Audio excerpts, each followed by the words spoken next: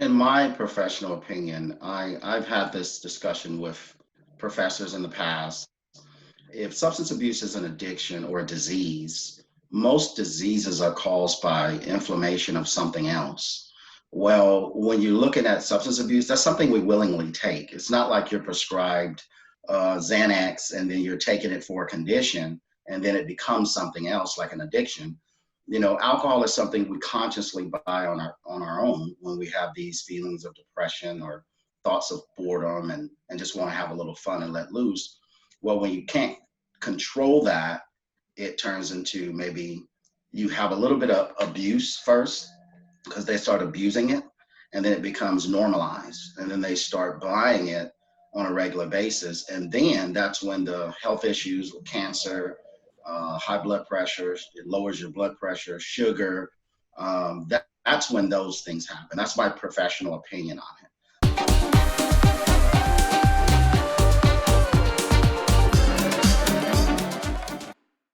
These are things we consciously do, and these things manifest into something else far much worse than what it initially was designed to do for us. So, So you don't believe that it's a you don't believe that it's a physiological condition that someone maybe makes more of some chemical that wants them to be addicted, or you don't think that's the case? no, and I say that because who wants to be old?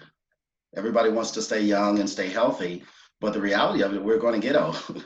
And at some point, we're going to need someone to help us and assist us. So, the physiological, I can't even get the word right. The physical aspects of that is totally different. It takes on a new form once you start ingesting these things. It's just like meth or heroin.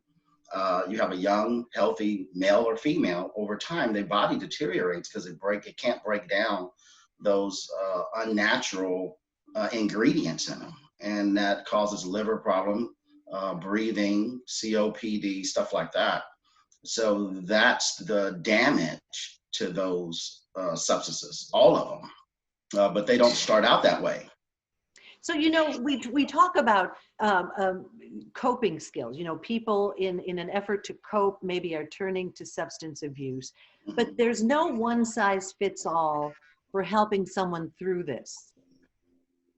So what can you say to people who might be watching this right now, as far as in these unusual times, these very stressful times, can you cope?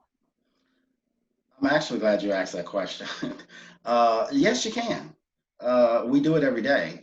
I mean, we have to wake up in the morning, so there's some type of skill that motivates us to get us out of bed. The other things that are involved is work-life imbalance. What is work-life imbalance? It's not the same for you as it is for me. Mm. So there is no one size fits all. I can get up at 5 in the morning when you may get up at 7. So how do I deal with someone that wakes up at 7 versus someone wakes up at 5? So we have to tailor our needs and our specific goals, our education, our background, and where we come from, and implement them with people who have this diversity in their own lives. And I think that's the gap that we're not filling is, everybody's different and unique, but we in counseling sometimes use a one size fits all, and it doesn't work that way.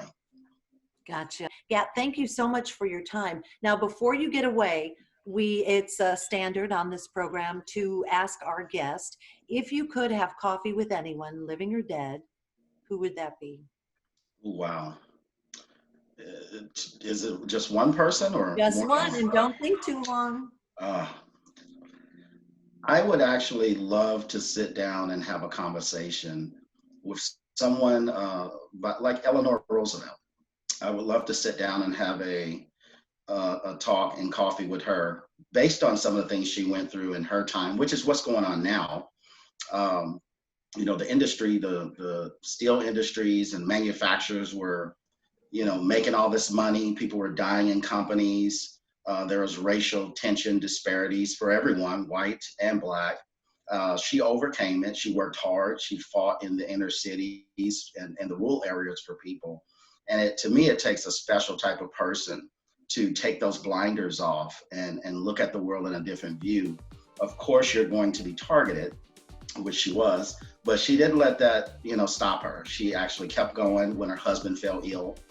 She worked very hard and tremendously hard.